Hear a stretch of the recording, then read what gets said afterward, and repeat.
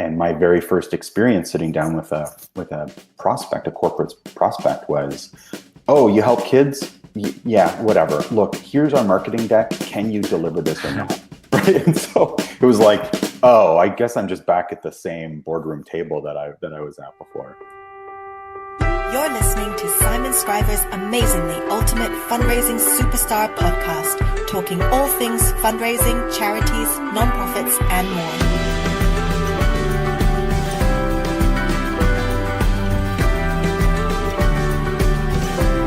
Here's your host, as always, Simon Scriver. Hello and welcome to another podcast. This week has been an interesting week since I've made the decision to unsubscribe from a whole bunch of emails. So I've unsubscribed from a lot of charity newsletters. I've unsubscribed from news from a bunch of consultants, and it's all been very freeing.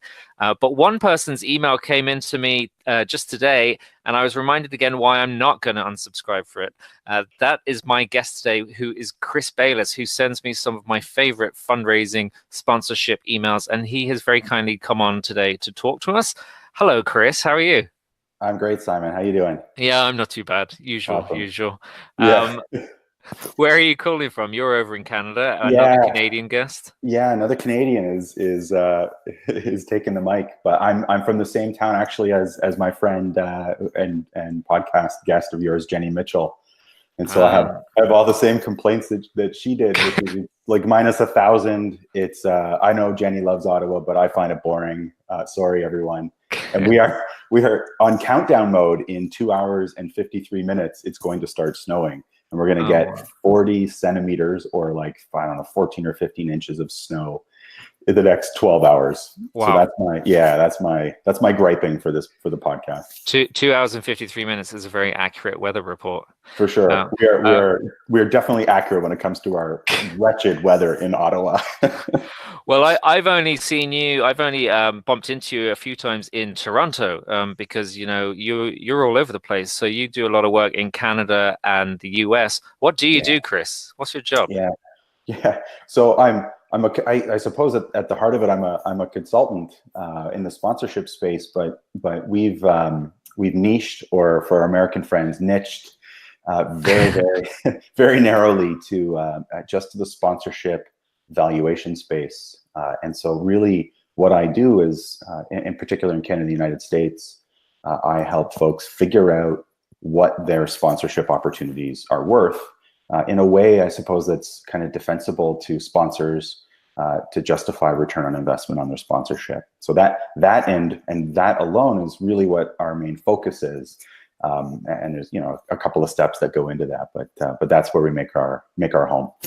And when you say we, you're talking about the name you guys work under, the Sponsorship Collective. Yeah, you got it. Yeah, we're a small but mighty team in Ottawa. And I was mentioning to you before we kicked off that we're now incorporated in the United States, and proud owner of a Delaware Corp because it's the lowest state taxes in the United States. Yeah. Why else would you go to Delaware? Yeah. You got it. But our office will not be in Delaware, I assure you. But okay. So next step is to expand to the United States. So we're small but mighty, and loving what we do. Very nice. So I started the podcast by saying that your emails, I love your emails. And actually, in terms of sponsorships and proposals to companies and interacting with companies, I've learned over the years so much from you. And you're a guy that strikes me as really generous with your knowledge. And we've talked about this a few times, the amount of stuff that you put out for free and the amount of information you put in terms of trying to educate the sector, in terms of how to approach corporates. Genuinely, I think it's second to none. I think when it comes to sponsorship, you're my favorite and the biggest wealth of information out there. Well, that is very, very kind of you, and I take that as a great compliment coming from you, because I think many would accuse you of the same thing, of being incredibly helpful. But I think, and what I like about your stuff so much is just how honest you are, and I try to at least maybe take a page from your book when it comes to the honesty factor on the sponsorship side. So I certainly appreciate it, and will happily take that compliment. That's let's stop being so nice to each other, because let's instead attack and criticize companies, because anyone who follows me knows I'm kind of cynical about the private sector. I'm cynical about companies What's your thoughts on it? I mean, you've obviously probably seen some pretty shady people, some pretty weird companies, some pretty bad decisions. Does it make you cynical working all around sponsorship all the time? Yeah, so it's interesting because I'll start by saying my view on the corporate approach to the charitable sector is agnostic. I don't have an official position or make judgment because but I will answer your actual question. But because their goal is exclusively and purely, unapologetically perhaps, to make money. And none of us want to pay too much for goods, so we expect the companies we purchase from to be good with their money. But then when we approach those companies for money, we say, well, they have so much, they should give us some.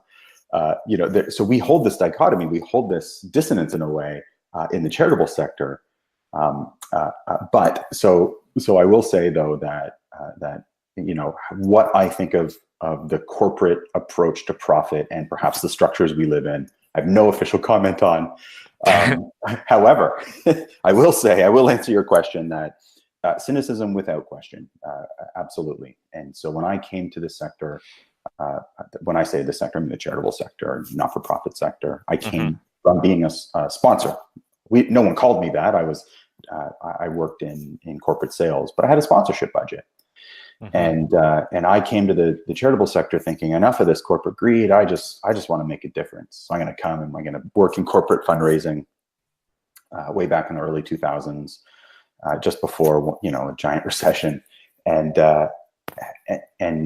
my very first experience sitting down with a prospect, a corporate prospect, was, oh, you help kids? Yeah, whatever. Look, here's our marketing deck. Can you deliver this or not? Right. And so it was like, oh, I guess I'm just back at the same boardroom table that I was at before. So I would say that it is absolutely the case that to work on the sponsorship side, which I'm deliberately differentiating from the corporate philanthropy side, the sponsorship side, which frankly is where all the money is, you need a thick skin. And I often tell people that your cause is in fact irrelevant. And I think that makes them uncomfortable, and perhaps it should. So cynical, yes, but we want money for our causes, and so that forces us to be cynical, sure, but also we have to be realists and work with what we got.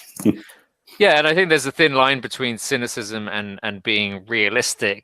And when it comes to corporates, all it is I suppose acknowledging what they're actually looking for. Yeah. And I think where we kind of, where it can get frustrating in this is thinking that companies maybe have a heart. Yeah. And if you try and tap into a company's emotions, if you try and, appeal to their better nature, you're very quickly reminded that companies aren't people. They're inanimate objects who have to make a profit. Yeah, that's right.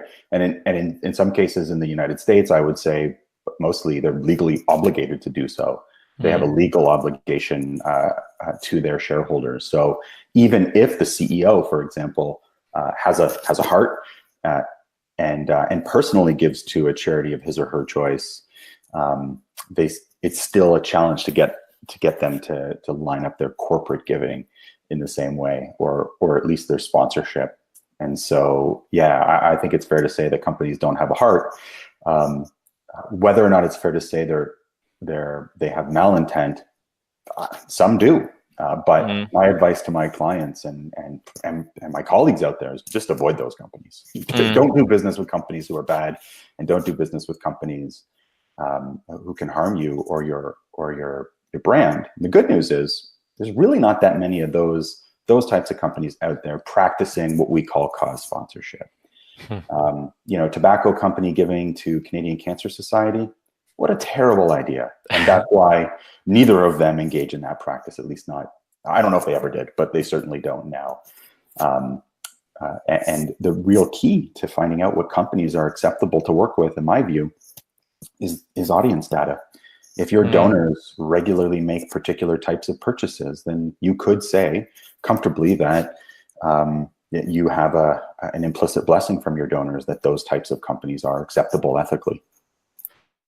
I mean, those are some of the companies we'd be looking for if you're a nonprofit. Is you're looking for I suppose, companies whose customers cross over with your donor base? There's For sure. some sort of overlap there. That makes a lot of sense. Yeah, donor base, or if you're running events, I would say the attendees to those events, basically your audience, the people who are engaging with you. And this is why a lot of what I write about, a lot of the work we do with our clients involves audience data and audience analysis to know, does your database have a problem with extractives, have a problem with international corporations? Do they have a problem with automotive or pharmaceutical? And often we've been surprised when we just ask the donors, hey, should we take money from a pharmaceutical company? In some cases, the answer is a resounding yes, and in others, it's a resounding no. And that can help give guidance from a practical perspective. Whether or not that fits with your own internal ethical guidelines is a different story, but it stands to reason that if your donors and your event attendees are purchasing products from a particular company, that can be a secondary way to determine whether or not that company's values are in line with yours, in that you share an audience. It's interesting because a lot of the time we're trying to second guess what people will think and make assumptions as opposed to just asking donors and event attendees. Yeah, I'm never a fan of making decisions on behalf of your donors or making assumptions on behalf of your attendees, and definitely not a fan of making assumptions on behalf of your corporate partners. That is a risky practice, we could say. Yeah. Well, in terms of making assumptions about companies, I think we've all been guilty of that sometimes, assuming what they want. And one of the interesting things you always talk about is sending in a proposal to companies where we make these assumptions. So if you're sending the same proposal to 100 different companies, or if you've written your proposal even before you speak to them, what you're doing is making a big old assumption there, aren't you? I think it's one of your posts where you said in your first meeting with the company, you're not bringing a proposal, you're bringing a blank page. Yeah, you got it. Yeah, I think that's the way. And and if we reflect on ourselves as consumers, and ultimately what we're asking our sponsors to be is customers of ours, to give us money in exchange for real benefit in the marketplace, not aligning themselves with a good cause. Every cause is a good cause for the most part. But in the subjective sense, really every cause is a good cause to someone. But when we're reaching out to our corporate prospects, we have to think of them as a customer. It's a business to business sale that you're engaging in. And so if you walked on a car lot and someone said, the minute you walked on that car lot, someone handed you a contract to purchase a Honda Civic, just because that's the car they hope to sell. It's not a good sales approach. It's not a good sales strategy. If they probe a little more and find out why you're there, they might find out that you're this sad guy that lives in Ottawa and you need a snowblower, or that you have 12 kids and you need a Honda Pilot. And it starts by asking questions, not by trying to sell the thing that you wish people wanted. And when we create these gold, silver, bronze packages, even if we change the name, what we're telling our sponsors, our corporate partners, our prospects, is that this is the only way to engage with us. Nice. And I'll tell you the biggest deals that I've worked on personally, that I personally sold, the biggest deals that I've worked on, we never had a sponsorship package at all. It never, ever entered the equation. And most of my clients negotiate probably for 6 months or more before creating a sponsorship package. And the only reason they're making that is to justify the decision to the finance guys and gals. So we place a tremendous amount of emphasis on the sponsorship package. We treat it like a direct mail campaign, but actually you really don't need a package at all. And I mean, obviously, like most people, when they hear that, not most people, but some people's not objection to it, but concern, that's time consuming.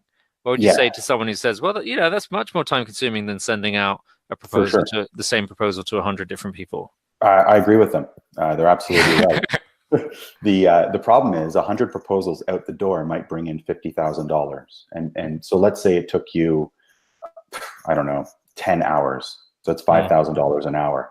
But instead you spent that same 10 hours or 100 hours or whatever on doing a well-researched, highly cultivated, discovery-based approach. And that turned into a multi-year deal of $800,000 a year, which is literally what a client of mine just closed for their major national event, $800K a year for 5 years. Wow. The value per hour spent in year one was like hundreds of thousands.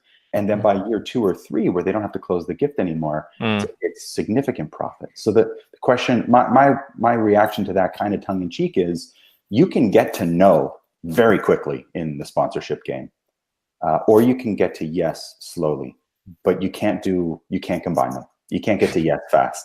So if your goal is to log, if you're measuring packages out the door, then just make packages and send them out. But if your goal is to achieve budget, then in a particular budget and ultimately achieve your mission, then the sponsor package isn't going to do it. And we have to think of sponsorship in the same way we approach major gifts. Nobody sends out a direct mail campaign, I hope, and expects someone to write $1 million check back because they just really loved how the copy, right? Like that's the bottom of the donor pyramid, in so much as that's still relevant for a reason. And so when you're doing sponsorship, you need to be talking to someone in the way that you would major gifts. And is it more time consuming? Of course. But that's what the discipline demands, and that is one of the truths, I suppose, the indisputable truths of sponsorship. So is that? I mean, I'm guessing that's a common thing you see. You work with a lot of different clients all around North America, and so you're seeing. Is that one of the common mistakes you're seeing people doing? Is trying to go for this big blanket approach to as many companies as possible with no connection, rather than drilling down a bit and trying to find a stronger connection? Without question, yeah. So there's mistake number one, or common, I'd say more common practice number one, which doesn't result in success, is, and there's all kinds of reasons that we do these things. None of which are related to the intelligence or ability or drive of these individuals. I think we have a major resource problem in our sector. I think we have a major time problem in our sector, and there's all kinds of reasons for it. The problem is justification for bad sponsorship isn't enough to warrant sponsorship, right? You still have to, you're competing with sport, university, municipalities. So yeah, I'd say common practice number one is debates, meetings, committee meetings, revisions, reviews, to create sponsorship packages that are then fired out the door. That's mistake number one. Mistake or common practice number two is intense focus on the cause. 28 pages, 27.75 pages are on the cause. And the quarter page is fill this out, send me a check, and we'll give you one of these levels at the back of the sponsorship package. Those two together are lethal. And you said something which I guess some people would find kind of controversial, is that these companies, they don't care about your cause. That's right. And so, in part I say that because I want to jar people. The companies don't care about your cause in the way we think they do. So your mission, your vision is important in that it attracts a particular audience. Your sponsors, your prospects, of course, there are no such thing as sponsors. There are only businesses who use sponsorship, which is a marketing tool, to get more customers. So your vision, your mission can attract your target market, which happens to be the target market of a prospect. But we kind of shortcut that and say, we're going to grant wishes, so Lexus give us money. And Lexus says, well, we have to sell 28 cars this quarter. And you say, well, that's great. If you gave us 50K, we could grant this many wishes. The part you're missing is that 40-year-old high net worth moms who live in the suburbs, who drive Lexus or Mercedes, have 2 or more kids, and those kids play football. That's the target market, potentially, of Lexus. And if you can prove that that target market cares more about your cause than any other, now you have a license to print money. But we miss that part. We skip that part and hope Lexus figures out that you can help them achieve their target market. But Lexus has the whole world to choose from to get in front of that audience. They can go to other conferences, activities, events, sporting events. They can engage in direct mail, social media. They don't actually need you. All they want is access to audience and a way to measure whether or not that access was successful. And so that to me is the most challenging I don't know, theory or philosophy to get over, to embrace in the sector right now. So in sponsorship, a lot of the time we compete with other nonprofits, but I suppose more than that, you're competing with they could be spending their budget on social media, on TV, like you said, sports events, other events which are not non-profit or which are for profit. That's right. And so the competition is all around us, and we have to make ourselves the best offering. Yeah. So we do this interesting thing, I think, in the charitable sector, where we look at our donors as one-dimensional. They're our donors.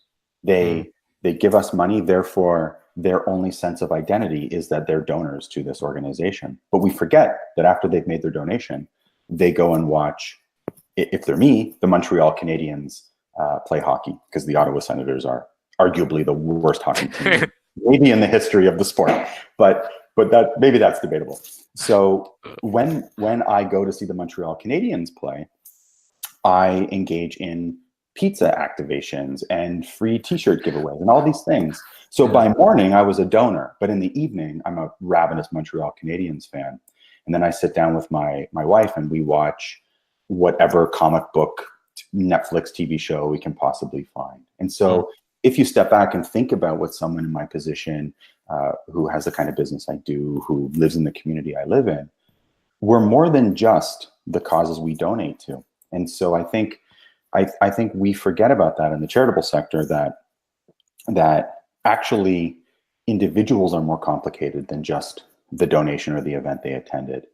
And sponsors, companies already know this to be true. So they can access me at an AFP event, of which I attend many. They can access me on the board of my favorite charity.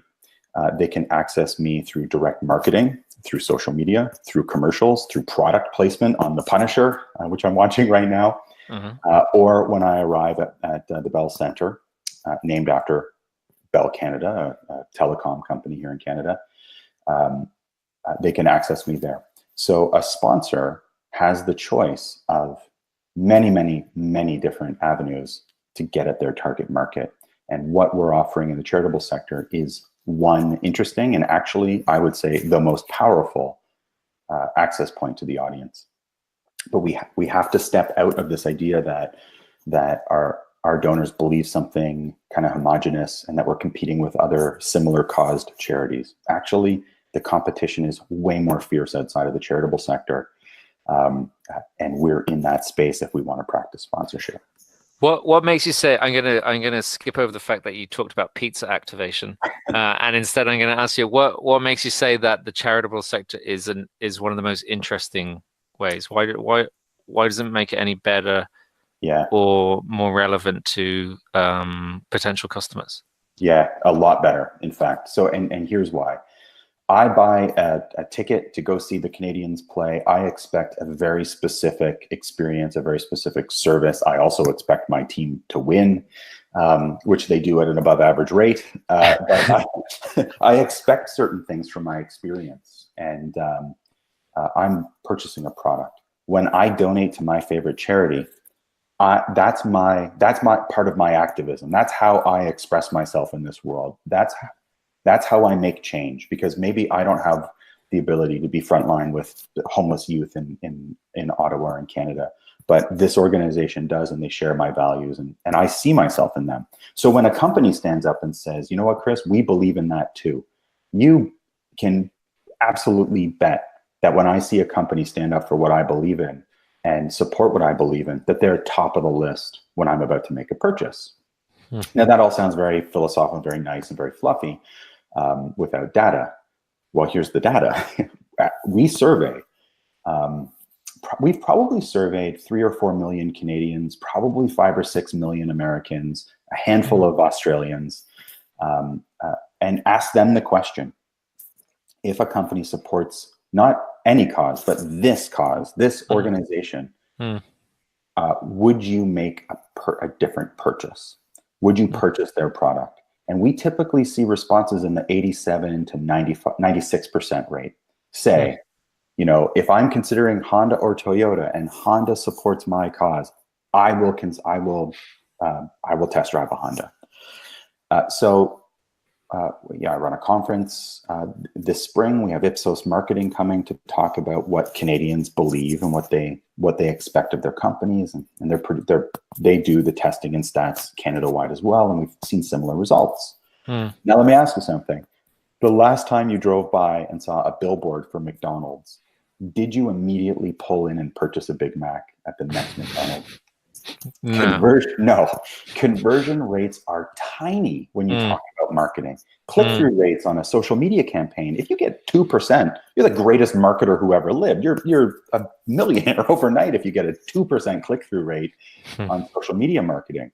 But to say to a company, this is who our audience is, this is your target market, we know the brands that they prefer, we know the purchases they're going to make, and we can influence that purchasing decision. No one can do that better than the charitable sector. No one. And we've pulled the data. We've seen it. We know this to be true. And so by focusing on cause, we miss this huge opportunity that you can influence buying decisions. Whether or not you want to is a very different conversation. But the reality is, you work with a company, it's seen as an endorsement, and people are changing buying decisions as a result. Yeah, I mean, what's the ethics of that? If you're, I mean, sometimes I kind of joke that any company with money is a company who's making the world a worse place. They're like, the companies that are profitable are the ones that we're kind of cleaning up the mess from. Yeah. So, that's a bit black and white of a view. But what are the ethics there of us influencing supporters? Supporters who are emotional, who care about making the world a better place, who are invested in it from the heart. And there's something in there about us pushing them towards a Big Mac. So my thoughts are this. I have a couple, and something that I've really struggled with personally in this sector. Personally, it's less so with my business now because it's ultimately an extension of who I am and my belief system. But as a fundraiser, it was one of the most challenging things I had to do to politically say, or to say about my politics, just about my belief system in general, that it's not up to me to speak for my constituents, being the donors and the event attendees. And unless the charity is an extension of you and your politics or your worldview, let's say. Politics is a bit of a loaded term, but I'm not sure if it's appropriate to make those decisions on behalf of our donors and event attendees if, and only if, this is the qualifier, they disagree with you. And so this is the challenging part, right? Because if you're a medical association, and in fact, I have a background in selling sponsorship for medical associations and lots of kids' health charities, and you say this, we support this brand of, I don't know, yogurt or cheese or whatever, and people interpret that as you saying it's healthier cheese or healthier broccoli, then you are in fact manipulating the public in exchange for money. And I don't think that's a good practice. And in fact, it should be avoided. You know how they had the healthy heart menu and all these scandals kind of came about because they found out people weren't really doing it. I don't know if it was a healthy heart, but similar programs where it was turned out people weren't doing any real testing to see if the food was actually healthier. Right? Disastrous. Don't do that. But if your audience tells you, we're going to buy a Honda Civic or a Toyota, whatever the equivalent is in Toyota, or a Ford Focus, we're going to make this purchase in the next 18 months.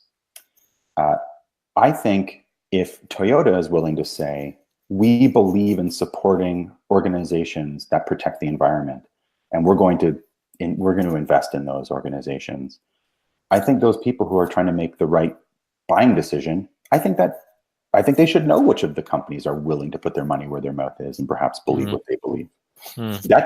This is definitely not social change fundraising. This is not changing the if you're an environmentalist, the core problem, right, which is fossil fuel consumption. Buying. I had a professor who said the problem isn't the internal combustion engine; it's individualism. Everyone wants to own a car, but you're not solving any of those problems. But if your constituency is going to buy a car anyway, then you can help them make the choice for perhaps a more responsible organization because they believe in what your audience believes in. So it's complex, and I think ultimately, if your ethics don't sit well with how I'm framing sponsorship, my advice is don't practice it. Stick to major gifts. Stay out of the sponsorship game, because that direct connection to those companies who you may see as manipulative or inappropriate or whatever, it's very direct.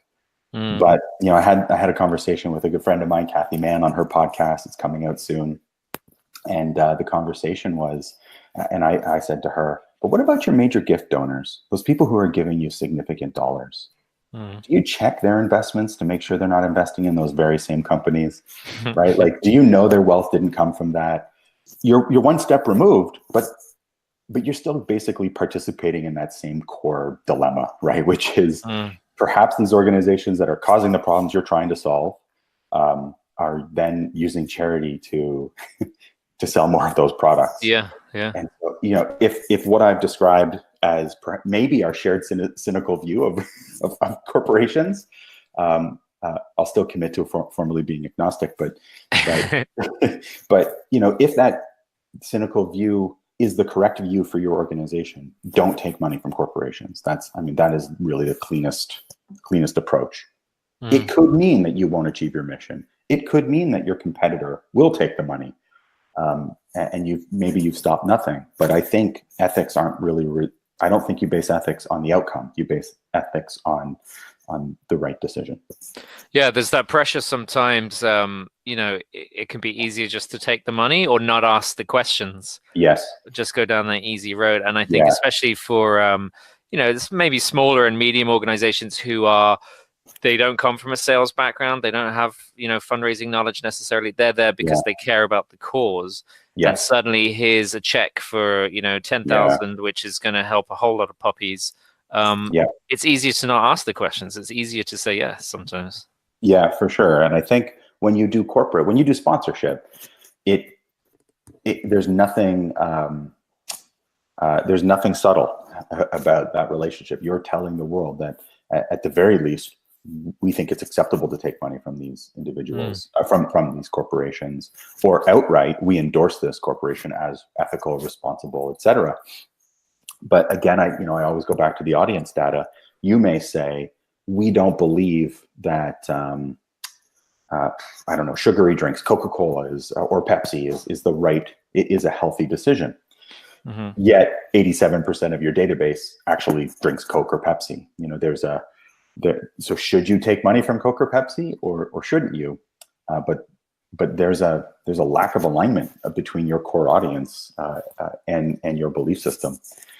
And so my default has always been, obviously, if you're in the human rights space, you without question need an ethical code that guides what you think is human rights abuses in the companies that you may be working with. And then so once you have that in place, the next step is to turn to your audience and say, what do you plan to purchase? And we also ask. We usually give maybe 20 categories of companies and say, which of these companies do you think is a good fit for us as a charity, and which do you think is a bad fit, so that our donors, our stakeholders can tell us, we don't think you should take money from extractives, from pharmaceuticals, from whomever. And we basically leave the choice, in many cases, to our audience. That's clever, because that's an amazing thing to actually bring to a company and say, our stakeholders think we should take money from you. Yes. Yeah. And so there definitely been cases in the sponsorship world where property, so the sponsorship seeker, made the wrong decision. They went with, I think it was Budweiser for a Canadian event. And of course, anyone outside of the United States seems to be aware that that's just kind of like water to go, right? Like, it's not really beer. And so, although it's a wonderful product, just in case. This podcast is brought to you by Budweiser. Please ignore Chris's comments. Yeah, that's right. And so, I think any self-respecting Western European and Canadian we like a stronger beer. And so I'm pretty sure it was Budweiser or like Busch Light or something came to this event, and they started doing social listening, and everyone in the audience was basically trash talking this company, this beer company. And so they realized very quickly that this was the wrong move. This was the wrong decision. And so you can insulate against that by reaching out to your audience and saying, they love light beer. You know, if you were to ask that question, they can't get enough of it. So you're safe if you work with us. But then there's also the idea that the people who are coming to your event, if they would like you to have certain types of food, maybe they prefer vegan food, or maybe they're all like obligate carnivores and they prefer nothing but steak. And but if you ask them first, then you can create an event that not only will not be offensive to them, but that they'll actually love enough to give more money to come back and to refer a friend. And so we call that activation in the sponsorship space. Right? You ask your audience what they want more of, and you give it to them. You ask them what they despise, and you try to alleviate that challenge for them. And so on the one hand, it's a good prospecting tool because you can say, look, our audience is comfortable with pharmaceuticals. Many audiences are not comfortable with pharmaceuticals. And so many international development organizations, their audiences do not want mining and extractives, et cetera. But we've had one client whose database actually didn't have a problem with extractives. And it was odd because they were an indigenous or Aboriginal rights group, and extractives in Canada. And wow. Yeah, right. It's problematic. Yeah. But this audience was like, no, it's okay. That's so weird. It's very weird. Yeah. And the organization said, we're still not doing it because it's not in line with our ethics, our core ethics. Yeah. We just can't be seen to be working with these orgs. Yeah. So asking your audience is incredibly important. Recognizing that you're still the expert in the industry, so that means you don't have to do what your audience says. Equally important, but often my clients are shocked when they hear from their audience that many of them are planning, say, a home renovation, and they had never even considered reaching out to Home Depot or Lowe's or whomever. Wow.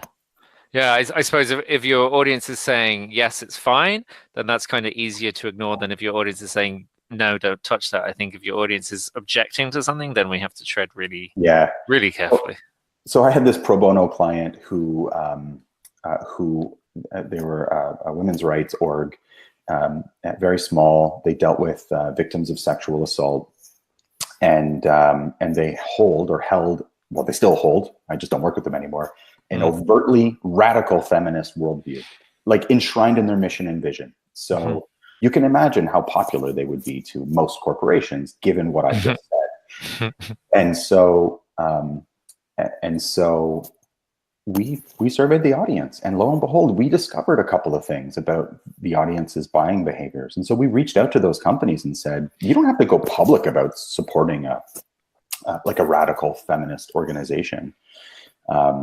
That's not what we're asking you to do. But these women who, as it turns out, they were mostly women in the database, they care very much about this organization and the work it does.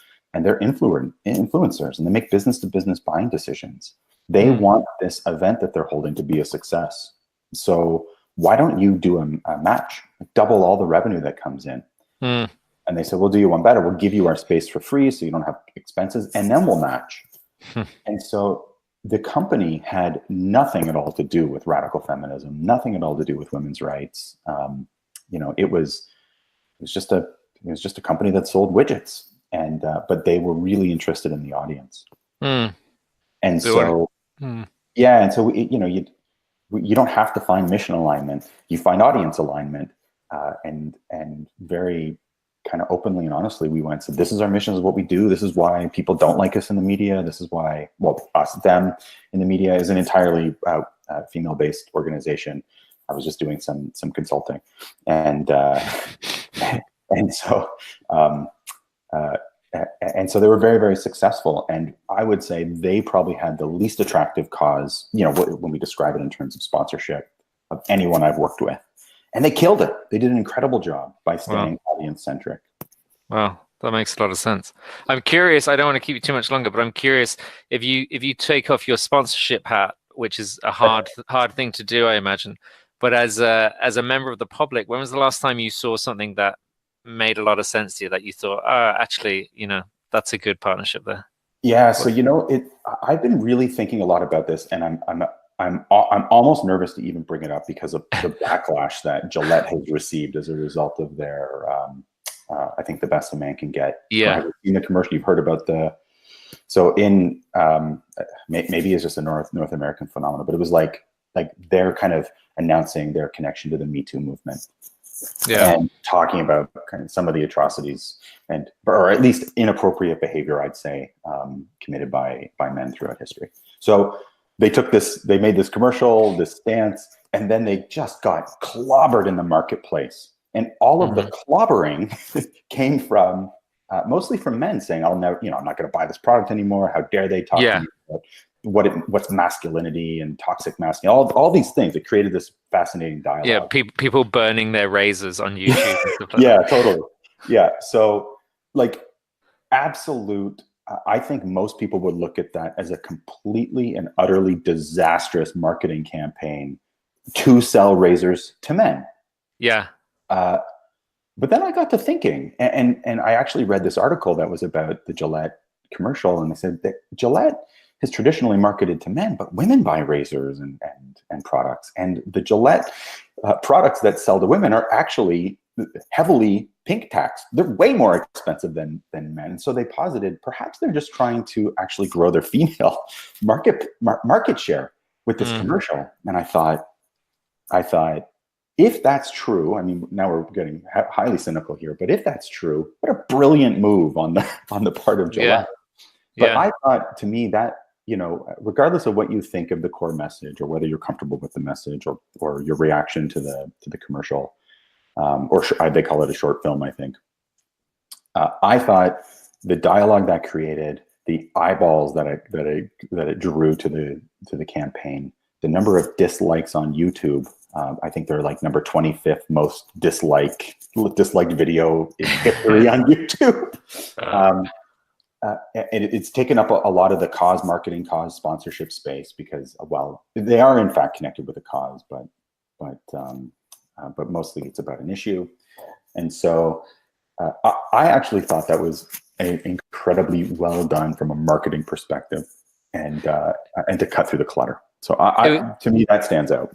It was an interesting one, that one, because sometimes you see these mistakes that companies make, and you feel like, okay, they've clearly bumbled into this. They haven't thought about it. They're just ignorant.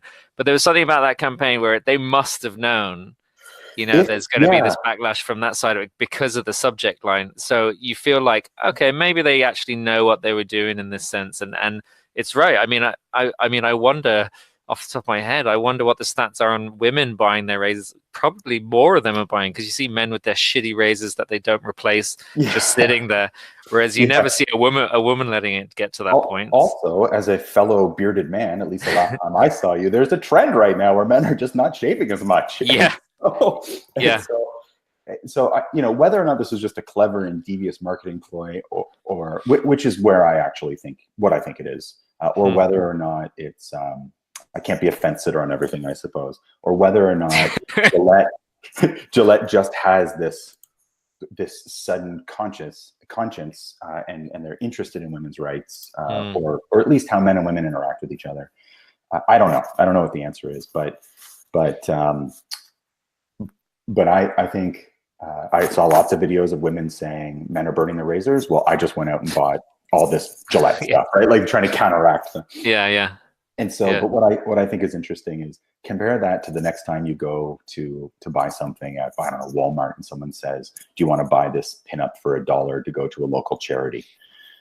I bet you've been asked that 1,000 times in your life, and I bet you can't remember even one charity that money was going to. Yeah. I can, because I worked on the Toys R Us Starlight Children's Foundation, like $2 million a year campaign, or $1.5 million. But most people don't know. But if I say, "Hey, did you see that Gillette commercial?" Everybody knows what I'm talking about. So yeah, and look at Toys R Us now. Yeah, well, that's right. Yeah, we're filing for bankruptcy protection. So, I think from a perhaps an awareness perspective, a conversation perspective, that was the most fascinating thing that I had seen. You know, when I think about, was it the like Oscars or something, the water bottle fiasco, or the lady who was giving out samples was like photobombing everybody at the, you know, that I think that's just stupid. But the Gillette commercial, maybe this isn't how they expected it to happen, but boy, oh boy, did they make some waves. Wow, that's interesting.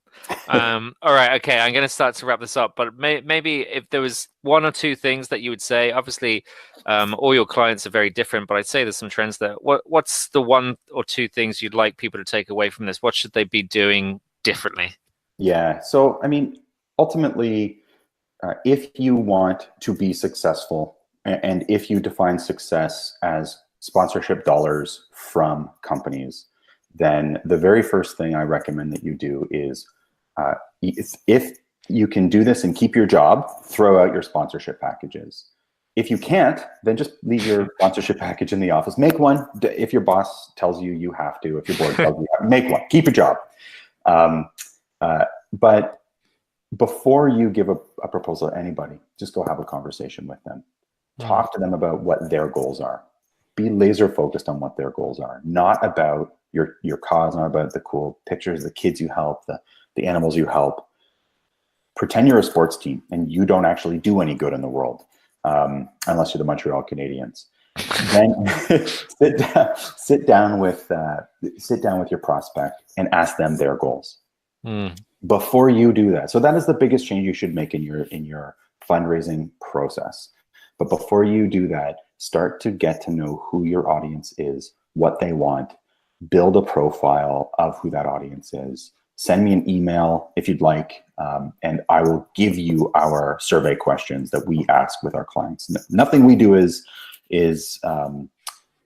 like top secret proprietary stuff. Like we literally just asked 21 questions, and that's been enough to sell multi-million-dollar sponsorship deals. Shoot me an email, I'll send you the survey, and you can do it yourself. You've got to get to know your audience, what they're after. You've got to engage your prospects without the sponsorship package. And the third piece is you have to stop guessing at what your opportunities are worth. You absolutely must do evaluation. You have to, or you are getting taken advantage of if you don't have evaluation. Simon and I got good and cynical on this call, but I can say without any hesitation, if you don't know the market value of your opportunity, you're being taken advantage of. And I wrote like a 4,000-word blog post on how to do valuations. It's on my blog. It's my second most visited blog post. Go read it and implement it. Those three things are enough to take you to the top 1% of the sponsorship game in the charitable sector. Wow, that's great. Yeah, and I'd say, I mean, there's so much we haven't touched on here. So I'd say the fourth thing is to go and read some of your stuff, because, you know, every blog post, there's a huge learning in it. You're so generous with resources like those 21 questions, like the valuation stuff, everything you push out there. So where do people find you? What's your website? Sponsorshipcollective.com. Nice. Yeah. Nice. So yeah, look me up. I promise you there's a ton of, I think at last count, I was at 250,000 words just in blog posts alone. I also do a webinar pretty regularly, a free webinar pretty regularly, where we go through some of these ideas in detail. And there's lots of other ways that you can connect with me, but the best way is to go to my website. You get a little pop-up saying, give me your email address. Simon already said it's worth it. So give me your email address and I will hammer you with knowledge, I promise. Yeah. It never feels like hammering, but yeah, I'll put a link in the podcast description for everyone. I really genuinely recommend signing up to Chris's mailing list. The stuff you get from that, the free stuff you get from that, will change your sponsorship and all your corporate fundraising. It's good stuff, so I'll link to it. So yeah, Chris, thanks for giving us a bit of time. There's so much more to say, but I really appreciate you taking time out of your busy schedule to speak to us. Anytime. Absolute pleasure. Excellent, and we'll see you again soon. I hope I see you in Canada soon or somewhere else. Next time you're in town, I do not recommend Ottawa for 9 months of the year, but next time you're in Canada, let me know. Yeah, you can take me to a Montreal game. Yeah, well, let's meet in Montreal or Toronto. I'll even give you Vancouver, but Ottawa's not recommended out of July and August. Really, you're not going to be closing the deal with that Ottawa Tourism Board anytime soon. Yeah, lawsuit with Ottawa Tourism. All right, Chris, thanks a million. We'll talk to you again soon. Take care. Sounds good. You've been listening to Simon Scriver's Amazingly Ultimate Fundraising Superstar podcast. Don't forget to subscribe and head over to changefundraising.com to learn more or get in touch with Simon. Or don't, whatever. You're big enough to make your own decisions.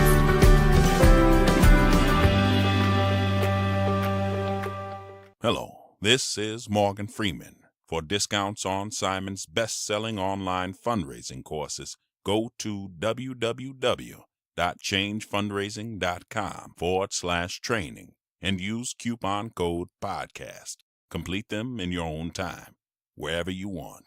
Get busy living or get busy buying.